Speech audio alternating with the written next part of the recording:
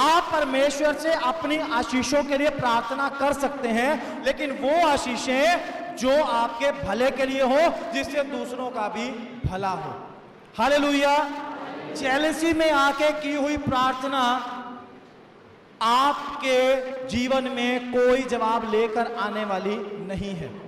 मैंने लोगों को ऐसी प्रार्थना करते सुना, इसीलिए आपको बोल रहा हूं। लड़ाई होगी, झगड़ा हो गया, किसी के साथ मनमुटाव हो गया, प्रार्थना करते हैं, प्रभु तू उसका नुकसान कर दे, प्रभु उसको पता चल जाए मैं तेरा बेटा हूं, प्रभु तू उसको दिखा दे मैं तेरा चुना हुआ हूं, प्रभु तू उसका नुकसान कर ताकि उसको पता चले उसने मेरा नुकसान कैसे किया। जिंदगी भर प्रार्थना करते रहो, कोई जवाब आने वाला नहीं है, क्योंकि बाइबल में प्रभु यीशु ने सिखाया अपने सताने वालों के लिए प्रार्थना करो। क्या प्रार्थना करो? उनके साथ भी ऐसा हो? नहीं, उनको माफ करो। जब यीशु मसीह क्रूस के ऊपर थे, जिन्होंने यीशु को क्रूस पे चढ़वाया, जो यीशु को पीड़ा देने वाली लोगों की भीड़ थी, उनके लिए यीशु मसीह प्रार्थना करते हैं, पिता इन्हें क्षमा कर, क्योंकि ये नहीं जानते ये क्या कर रहे हैं। आमीन, हालेलुया।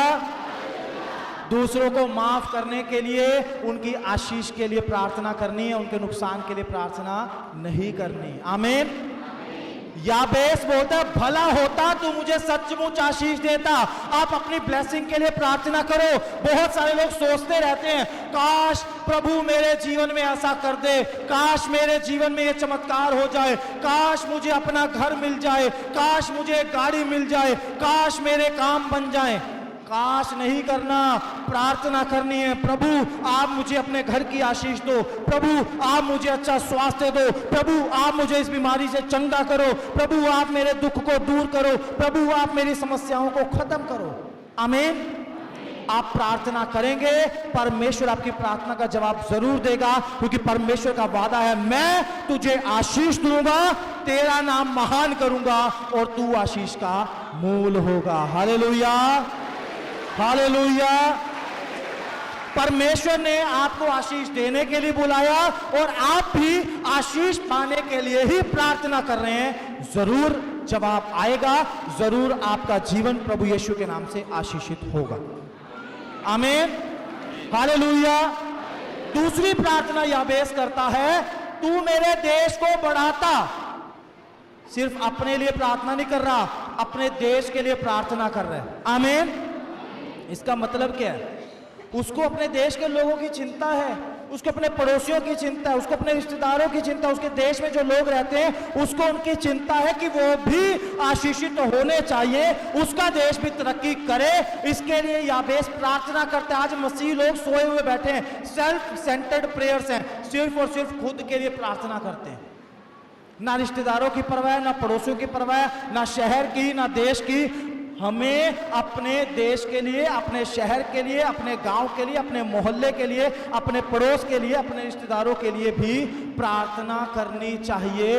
उनके जीवन भी आशीषित हो, हमारे देश से गरीबी और कंगाली खत्म हो, हमारे देश से भ्रष्टाचार खत्म हो, हमारे देश में परमेश्वर का भय मानने वाले लोग राज्य करें, हमारे देश में परमेश्वर के कानूनों का पालन होना चाहिए, हमारे देश से अपराध खत्म होना चाहिए, हमारे देश के लोग नशे में अपनी जिंदगी को ना खराब करें, हमारे देश के लोगों का जीवन बचना चाहिए, हमारे देश में मसीह का राज्य स्थापित होना चाहिए, हमारे देश में परमेश्वर का डर मानने वाले लोग खड़े होने चाहिए लीडर्स के रूप में, और हमारे देश में हमारे परमेश्वर की महिमा होनी चाहिए। आमीन, हालेलुया। लोग बोलते हैं, पास्टर जी कितनी देर प्रार्थना होती है? हमारी तो प्रार्थना 15 मिनट में खत्म हो जाती है, उसके बाद तो पता ही नहीं चलता हम किस बात के लिए दुआ करें। 15 मिनट सिर्फ अपने लिए दुआ होती है, उसके बाद दुआ खत्म, क्योंकि दूसरों की परवाह ही नहीं है। अगर आप सोचो, आप बैठकर एक एक राज्य का नाम लेके प्रार्थना करना शुरू करें। दिल्ली के लिए प्रार्थना करते हैं, यूपी के लिए प्रार्थना करते हैं, हरियाणा के लिए प्रार्थना करते हैं, पंजाब के लिए प्रार्थना करते हैं, आसाम के लिए प्रार्थना करते हैं, बंगाल के लिए प्रार्थना करते हैं, केरला के लिए प्रार्थना करते हैं।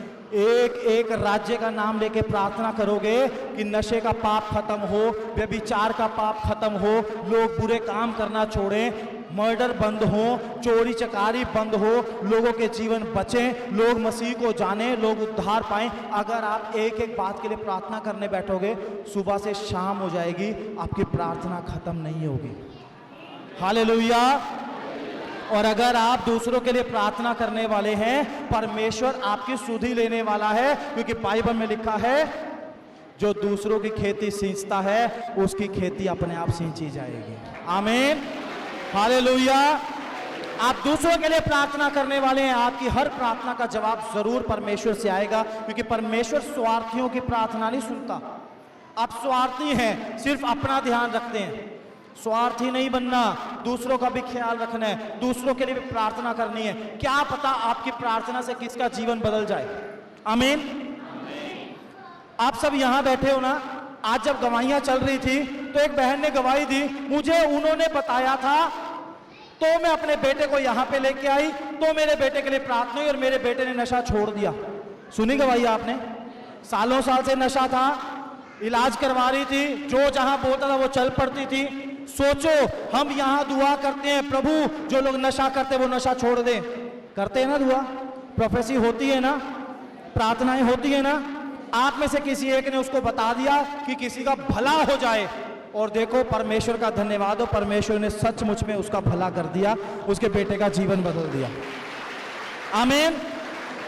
ये आपकी प्रार्थनाओं का जवाब है, ये हमारी प्रार्थनाओं का जवाब है। आप सोचो, आप दिन में हर रोज 1 घंटा जब अपने शहर के लिए दुआ करेंगे, इस दिल्ली के लिए दुआ करेंगे, जितने भटके हुए लोग हैं, जितने नाश होने के रास्ते पर चल रहे हैं, सब आपको यहां बैठे हुए मिलेंगे। आमीन, हालेलुया। प्रार्थना करना सीख जाओ, अपने लिए प्रार्थना करो, अपनी आशीष के लिए प्रार्थना करो, अपने देश के लिए, अपने राज्य के लिए, अपने शहर के लिए, अपने गांव के लिए भी आपको प्रार्थना करनी है। जहां पैदा हुए वहां यीशु मसीह का नाम जरूर पहुंचे। आमीन, हालेलुया।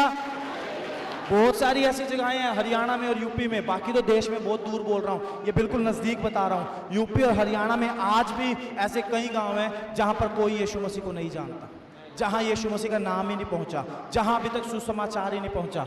आप प्रार्थनाएं करेंगे, परमेश्वर लोगों को खड़ा करेंगे, उन गांव में सुसमाचार पहुंचेगा और परमेश्वर के नाम से वहां बड़े बड़े काम होंगे।